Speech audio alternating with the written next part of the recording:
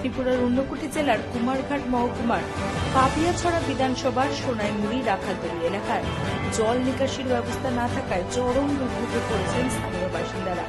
সামান্য বৃষ্টিতেই হাঁটু সমান জল জমে ডুবে যায় গ্রামের রাস্তা, ফলে জল পেরিয়ে যাতায়াত করতে হয় গ্রামবাসীদের।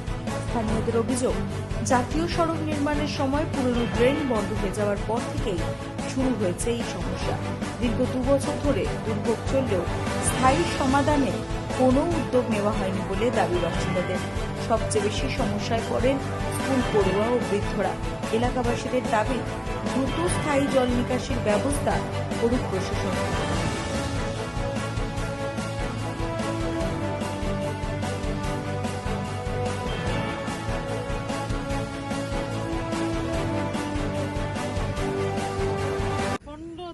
এখানে জল একটা মানুষে তারা খোঁজ খবর লয় না, এমন জলটা তারা কোন দিকে ড্রেন করিয়া দিত, তারা এটি ড্রেন করিয়াও দেয় না। আমরা এই জলের মাঝে আরাম কষ্ট করতে আমি নোংরা জলের মাঝে, এই জলের রাস্তা নাই, জলের ড্রেন নাই।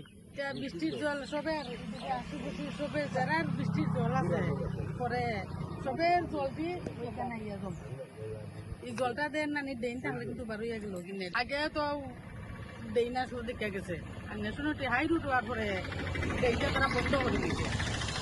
আর এখন তারা কইতে কেউ আমরা ডেইন টেইন কিচ্ছু দেয় না দেওয়ার কারণে আমরা এই অবস্থায় আছি। এই অবস্থা থাকায় কালকে আমরা কিতা করবো, 15 দিন গত কেউ লেফটিনও করতে পারতাম না, কেউ রানতে পারতাম না, কেউ খাইতে পারতাম না, আমরা বাড়ি করে বাড়িতে পারতাম না। 7 পরিবার আছে আমরা স্কুলের ছাত্র কিতা করবো, ও লজ্জা সরম সারিয়া ওইদিকেও যাওয়া লাগবো। আমরা ফুলাফান সব কেউ আমরা স্কুলে পাঠাইতাম পারতাছি না।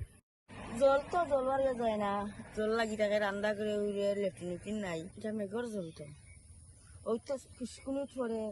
আমরা 7-8 পরিবারের ভারী লাগিয়া অনেক জল হয়, বাড়িয়া যাইতে জায়গা নেই, এখন যায় না তো রাস্তা হয়। আগে তো নালা আসিল, নালা গিয়া আরো গিয়া করে যেত, এখন তো আরো করে না গিয়া অনই থাকে জল খাই ও জলে গেছে বাতে গিয়া 2 বছর ধরে মন জল থাকে তো পানি চলি আর নাই জায়গা রাত্রে নিচে আমার কোনো উপায় দি রাস্তা আমার তো ব্যুরো রিপোর্ট, রাত দিন নিউজ নেটওয়ার্ক।